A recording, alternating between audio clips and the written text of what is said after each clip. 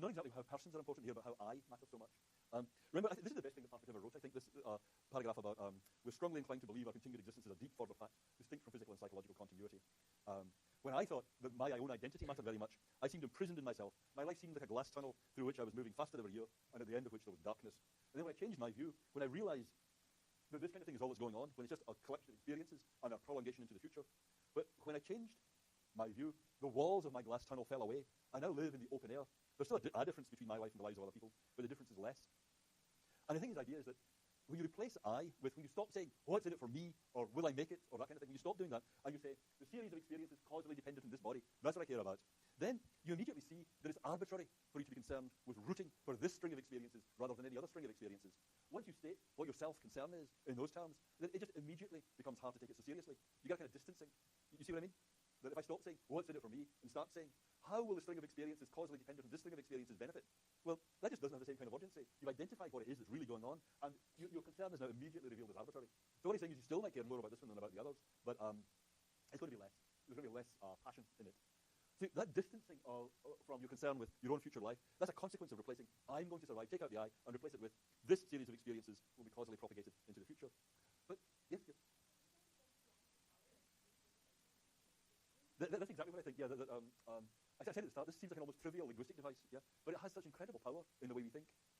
Whether, like if you go back to that example about imagining your pain, or imagining, well, we had that example of someone feeling that someone is following them, yeah, and if I imagine someone feeling that they're being followed, that's so different from if I feel I'm being followed myself. Whether it's me makes a huge difference to your emotional reaction to it, yeah. That's right, but you only get the power when you translate it back into talk about which one's me, if you see what I mean. The idea here is replace that use of I with that ground floor and don't translate back, and then it seems arbitrary. Why should I be reacting differently to, it's slightly bizarre, I hope you see what I mean. Why should I react differently to the idea that this series of experiences will be causally connected to strings of experiences that are being followed about in the future, as opposed to that string of experiences being causally connected to a string of experiences being followed about in the future? Or if there's going to be pain in the future here, or pain in the future there, why should my emotional reaction be different? That seems arbitrary. Why not react in just the same way to both of them? Yeah? And you only get the magic of the difference in reaction if you say I, one of them's me. Don't do that. And that's what he means, the walls of the glass tunnel fall away. I'm living in the open air. The difference between this string of experiences and that string of experiences seems to be much less.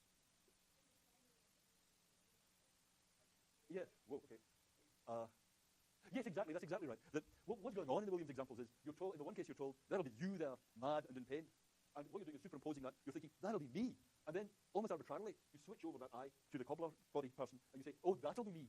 And what you're doing is you're just taking that magic of I and moving it around. The underlying facts about the strings of experiences and all that are just the same. But this magical thinking that we do with I, yeah, is what's responsible for this huge difference in emotional reaction. And it can't be justified. That's the picture. Yeah. I think it's very powerful, this picture of Parfit. But I do want to try and bring out how alien it is. If you don't have I, if you're not going to think in terms of I, you can't locate yourself in the way that we usually do. And this is a famous example from the Stanford philosopher John Perry. It's great to read these things by famous philosophers because you get an insight into their home lives. This is Perry going around the Palo Alto supermarket. I once followed a trail of sugar on a supermarket floor. I was in the supermarket, there's a trail of sugar on the floor. I was pushing my cart down the aisle on one side of a tall counter and back the aisle on the other, seeking the shopper with a torn sack of sugar to tell him he was making a mess. With each trip around the counter, the trail became thicker, but I seemed unable to catch up. Okay, this is Perry at the shops. Right? Finally, it dawned on me. I was the shopper I was trying to catch. I believed at the outset that the shopper with a torn sack was making a mess, and I was right, but I didn't believe that I was making a mess. We've all been there, right?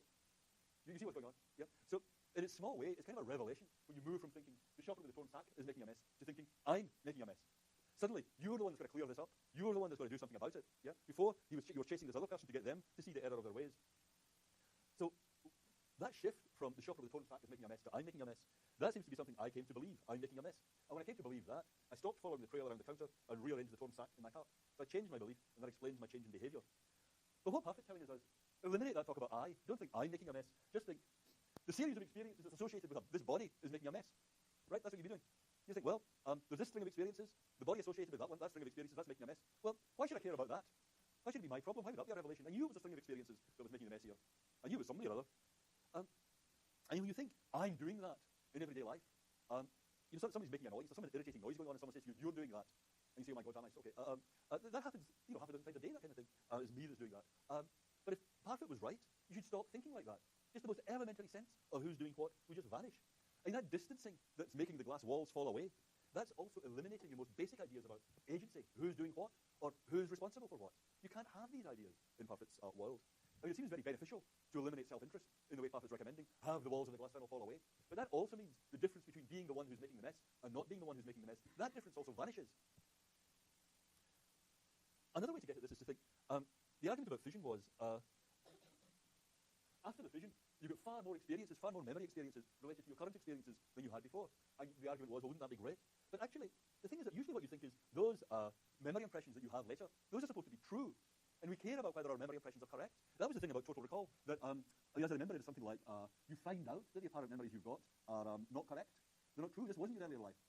This is someone else's life that's been implanted in you. And in the movie, Schwarzenegger goes to Mars in order to find out what really went on. And I mean, I don't quite know why it's Mars, but the thing is that seems perfectly reasonable. You'd really want to know. You would just say, well, there are lots of experiences around, that's the key thing. You want the memories to be true.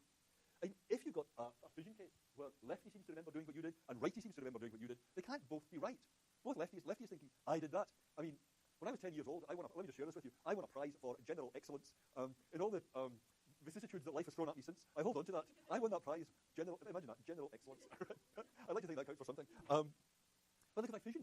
Lefty's going to be saying, hey, I won a prize for general excellence. Righty's going to be saying, I won a prize for general excellence. Neither of them, they can't both have won it, right? Part of the whole thing is that the prize only get given to one person. Let me tell you. Not two. So lefty and righty can't both be right when they're thinking that. In fact, neither of them can be right, because we know they're not identical to the person who won that prize. So you're getting that distancing from your own apparent memories in fission. It's not just that the walls between you and other people have fallen apart. The walls between you and your earlier self have fallen apart. The walls connecting you to your earlier self have fallen apart too. There isn't going to be anyone who remembers saying and doing what you saw and did. I mean, take wherever your own most precious memories are right now. If there's fission, there'll be nobody around who has the right to say, I saw and did all that stuff. I was there for that. There will be people who have these impressions that they were there for that. But once they understand the situation, they'll have to say, that wasn't me. It's like the Schwarzenegger total recall case. I wasn't the one who did that. And isn't that, after all, going to be just as bad as ordinary death? There isn't going to be anybody around who can truly say, I was the one back then who did that stuff. Or, here, I don't think this is as good as the girlfriend example we had earlier, but if you say, I vow to love you forever, and then there's fission, well, what happens then? Both lefty and righty have to be bound by those vows. Well, actually, neither of them have to be bound by the vows, because neither of them is identical to the person who made the vows. So why should they care what some other person vowed? That doesn't bind them. The person who made the vows no longer exists. But look, you might want to be bound by those vows. That was the whole point of making the vow. You wanted to be bound by it. So how could that be just as good as ordinary survival if there's nobody around who's bound by what you vowed earlier? So you're losing the memories. You're losing those commitments that you wanted to take on.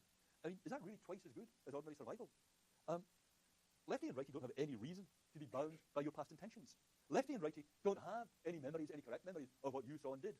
Why would that be as good as ordinary survival? What I'm trying to bring out here is how this I here really comes back in. That I is so important to what we care about in ordinary survival. I don't think you can just strip it out and say, let's just leave those memories otherwise intact.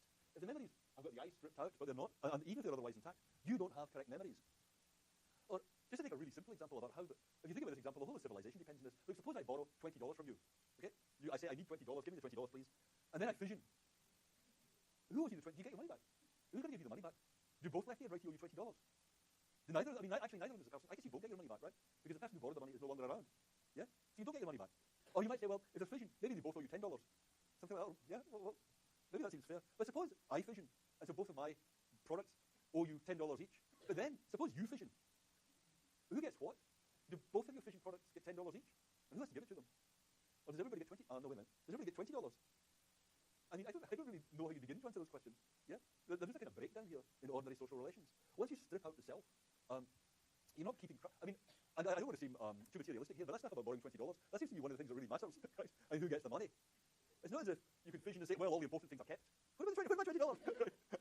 How come I don't get my $20? That was important. So I think that I thinking plays at such a big... I'm actually with the commenter earlier who said, I just take I thinking as really basic. I thinking just is really basic, it seems to me, in our thought about what matters. And I think you can connect this to the big theme we've had about imagination. Remember we talked about, when we were talking about Laurie Hall, about the difference between imagining your future serenity on your part and future pain on your part, and how, even although objectively there's not much difference between these two scenarios, it would make a huge difference to you, whether it's you that's getting the pain or you that's getting the serenity. What we care about, in figuring out what we care about, that was part of the point of all this stuff about transformative choices and all that. But in figuring out what matters, what you want to do practically in the future, you're trying to imaginatively project into these future situations. And that imaginative projection just involves using I. It involves thinking, what will I be doing in the future? And maybe you can't have, it's not obvious to me, but maybe you could have some imaginative understanding of animals that don't use I. But in general, for humans, imaginative understanding of your own future or imaginative understanding of other people always involves using I. It always involves thinking of the person as someone who can think of themselves as the same thing, the same intelligent thinking thing at different times and places. That use of the imagination is what connects to everything that we most basically care about, and it always involves using I. So my argument would be it's not a liberating thing to drop the use of I. It just makes it impossible anymore to see